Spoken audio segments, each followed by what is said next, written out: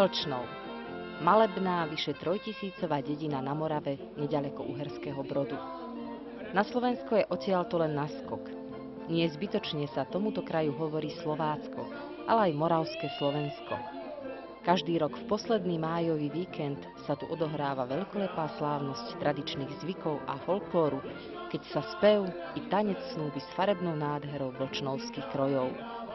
Taká je nezabudnutelná a jedinečná jízda kráľu.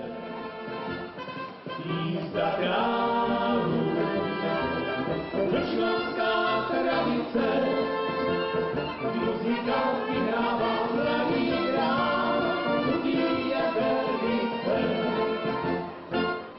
Kde hľadať korene tejto tradície, ktorá doslova hýbe nielen celou dedinou, ale i širokým okolím? Veď z roka na rok sem prichádza čoraz viac ľudí, ktorí dychtia potom, aby boli účastníkmi niečoho, čo im utkvie v pamäti natrvalo.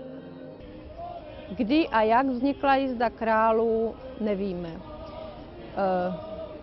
Žádné písemné zmínky o jízdě králu ani o podobném zvyku ve Vlčnově ani v okolí nejsou. Jediné záznamy, které existují, jsou z východního Slovenska ze středověku, kde církev zapisovala potírání pohánských zvyků o letnicových svátcích. První písemné záznamy jsou vlastně záznamy etnografů nebo národopisců, kteří přijížděli na Moravu až v polovině 18. století. Tehdy zapisovali, že po vesnicích na Moravském Slovácku je rozšířený zvyk honění krále, později jízdy králů, který byl všeobecně rozšířený téměř v každé obci. To platilo i pro Vlčnov. Protože je původ jízdy králu nejasný, ale protože se neustále mezi lidem ten zvyk udržoval, tak si lidé vymysleli nebo přizpůsobili ten zvyk do té podoby a přidali k ním pověsti, aby mu rozuměli. Jedna z těch pověstí říká, že vlčnovští mládenci zachraňovali Korvína, to byl, myslím, že synovec Jiříka z Poděbrad, z Trenčánského hradu, kde ho Matuščák Trenčánský zajal a chlapci z Vlčnova mu pomohli k útěku a aby nebylo poznat, kdo to je, tak ho převlekli do ženského kroje a do úst mu dali růži, aby nemohl promluvit a prozradit svoji totožnost. Další z pověstí, která se snaží vysvětlit jízdu králu, je pověst Ječmínkovská, která je ale více rozšířená spíše na Hané, kde se jízda králu také vždycky jezdívala. Darmo by ste v okolitých mierumilovných hájoch hľadali vlkov, tie krvilačné zvery, od ktorých sa traduje i názov dediny. Niet ich, ani na výbežkoch nedalekých Bielých Karpát. Lovci ich vyhubili pred dávnymi stáročiami. Ale za to pri vyslovení názvu Vlčnov pozná, hádam, každý Čech, kde ho má zaradiť. Ale sú to predovšetkým samotní rodáci, ktorí nedajú na svoju tradíciu zabudnúť. Tato slavnost probíhá od nepaměti, od slovanských dob. My jsme na to velice hrdí, že nepřetržitě po 200 let, od roku asi 1810, víme, kdo, kdy a kde se o tuto jízdu králu staral. Mám rád lidový projev, obzvláště v současné době, kdy kultura je vulgarizovaná na obchod, na biznis, na násilí a vůbec na jiné nechutnosti. Mě ten styk s lidovou kulturou si hladí po duši. Takže ještě jednou vítajte ve Vlčnově. Čerstvý 70-tník je posledným žiakom Vinčenca Makovského. V Prahe ukončil Akadémiu výtvarných umení a celé roky bol riaditeľom strednej a vyššej odbornej školy Umprum v Prahe. K najznámejším jeho dielam patrí socha svätého Cyrila a Metoda, v ktorej zmenšená kópia skrášľuje jeho rodný domček vo Vlčnove. V životnej veľkosti je umiestnená v átriu kňažského seminára v Olomouci. Veľký originál mal byť realizovaný aj v Bulharsku, veď solúnski bratia sú pre Bulharov, ako aj pre Slovákov a Moravanov posvätné osobnosti, ktoré položili pre tieto slovanské národy základ písomnosti a civilizácie. Bohužiaľ, projekt sa v Bulharsku neuskutočnil. Diela slávneho spolurodáka sú ukryté nielen v jeho domčeku, ale aj naproti v hostinci, kde si občas sadne na pohárik. Nad hlavou má svoju fresku o tejto vlčnovskej slávnosti, kde predovšetkým akcentuje pohanské motívy. Inšpiráciou sa mu stal slávny obraz maliara Jozefa Úprka Jízda kráľu ešte z konca 19. storočia. No a popri sochárskej tvorbe svojím mužným hlasom je aj posilou vo vlčnovskom mužskom zbore.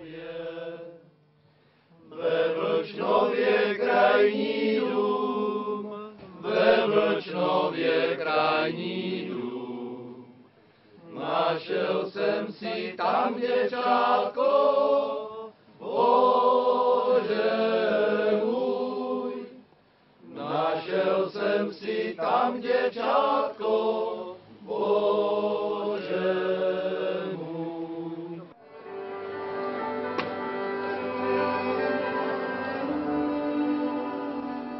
Všetko má ale svoj rituál. Kultúrny dom praská vo Švíkoch, kde je sústredený už v sobotu podvečer celý zhustený kultúrny program. Oči prítomných priťahujú dievčatá a mládenci vyparádené do nádherných krojov. Všetkoročník 1993. Mladý 18-ročný, trochu ustýchavý, ale zároveň plný energie prestúpiť pomyslený prach dospelosti. Tí sú hlavní aktéri neopakovateľného emocionálneho zážitku, ktorý nenecháva nikoho pokojným. Podle názoru etnografů pochází jízda králu ještě z dob pohanských a představuje vlastně iniciační obřad. Jakože dospívající mládenci museli nějakým způsobem dokázat, že už jsou dospělí a patří mezi muže, a tady ty bitky, protože dřív byla vždycky jízda králu spojená s bitkou mezi jednotlivými družinami z různých obcí, kde se vlastně bili o krále, měli zbraně, meče nebo možná palice, já nevím, a tím dokazovali svoji sílu a vlastně se z nich stávali jakoby muži. Na krála, matičko, na krála! Prvé slovo majú ale najmladší z folklórneho súboru Čerešničky. Práve oni od rannej mladosti vstrebávajú do seba, čo sú ľudové tradície vlastnej obce. Děcka z celej uličky, že Honza Procházku obehrám z Franska Moškového o všetky kuličky. Protočil kaj tak Honza bohatý je, že má plný míšek kuliček a jednu sklenienku a strandári. A že tak dobře hrál je Honza Procházku, náš pan král vie.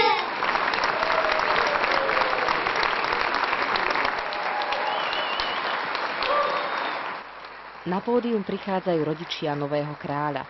Otec a matka Jána Procházku, nového kráľa. Jaké je to pro tebe mít syna králem?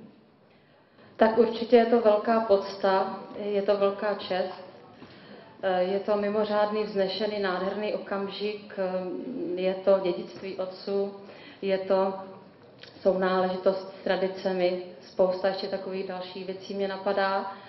Ale když jsem o tom přemýšlela, tak určitě jízda králu pro mě znamená 3 takové důležité věci. Jednak domov, protože i když jsem tady nějakou dobu nebydlela, tak vždycky na jízdu králu jsem se vrátila domů a vždycky jsem byla doma.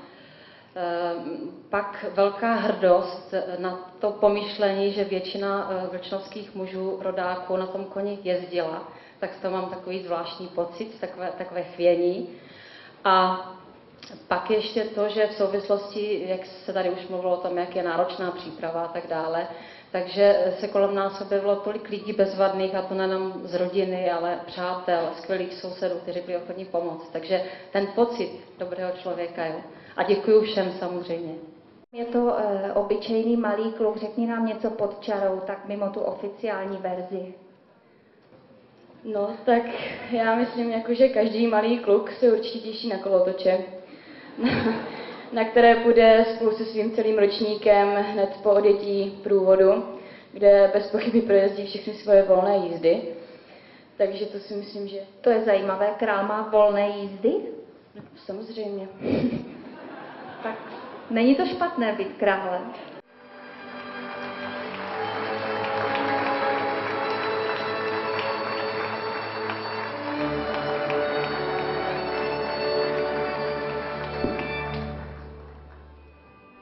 Pred tisíckami zvedavých očí sa začína rozvíjať pointa celého príbehu o mladučkom kráľovi, ktorý uteká pred nepriateľmi.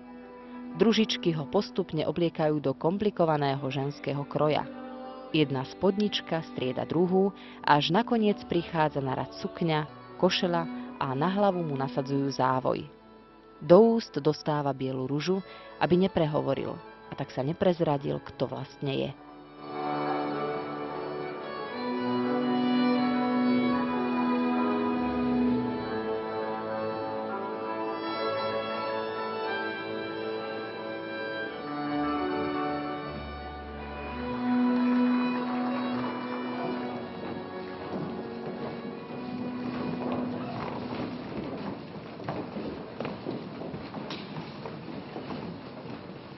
Bez boje jsem se vzdal, předávám ti tíhu břemene svého, kéž bys i ty moudře panoval.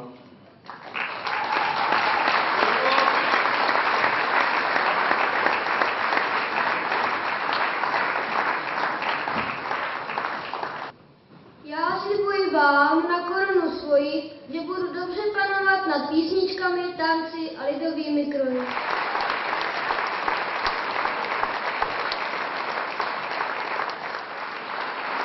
Máme krála chudobného, ale velmi poctivého, tak bude zítra vyvolávat první jezdec královské družiny. Král má ústa zamknutá růží a nepromluví, ani dnes večer, ani zítra.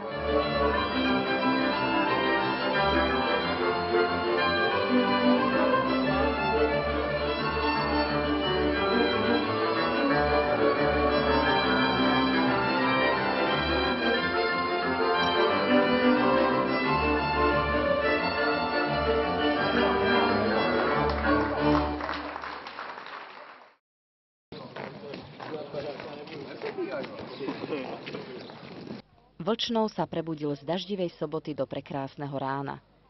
Dedinu akoby pokropil čarovným prútikom. Ulice a domy svietia čistotou a pestrofarebnými farbami. Vlčnovské ženy a dievčatá napiekli množstvo moravských koláčov a všelijakých dobrôt. Veď čo by to boli za hostitelia, keď sa očakáva možno 10, 15 či 20 tisíc návštevníkov. Pred niektorými domami, kde bývajú členovia kráľovskej družiny, tzv. Legrúti, začína cifrovanie koní. Moje kobylka se jmenuje Azíra, je jí 12 let a pochází ze Vnorov, ale momentálně je ustájená u Uherského Hradiště. Je to českomoravský belgický kůň a s kobylkou se zúčastníme jízdy králů už po třetí. A kobylka vzhledem k absolvování výstav je na tento ruch velmi zvyklá. Vystrojiť koňa na nedeľnú parádu, to je tiež umenie. Kone sú zatiaľ pokojné. Ráno ich nakrmili, napojili a tak pokojne stoja, pokiaľ na nich kus za kusom šikovné ruky vlčnovianskych žien a dievčat pripevňujú pestrofarebné stuhy i mašle. Výnimkou nie je ani hríva a chvost. Až teraz po vyše hodine je koník osedlaný a pripravený k svojej premiére.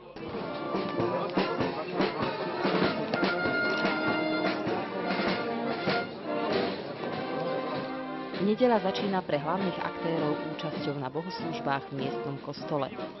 Po ich skončení celý sprievod zastavuje na schodoch. Kto by nechcel zachytiť takú záplavu farieb?